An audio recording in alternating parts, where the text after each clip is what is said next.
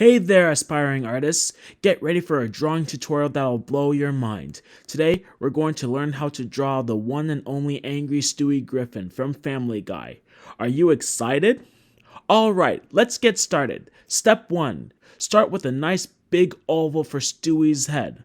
Remember, you want him really angry, so let's give him some intense eyebrows. Now, the most important part, the nose. Give him a tiny button nose, but don't forget the frown lines.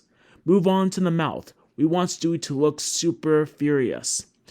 Step 2, his eyes. We'll make them small and filled with rage. Now let's tackle Stewie's body and clothes. Start with a rectangular shape for his torso.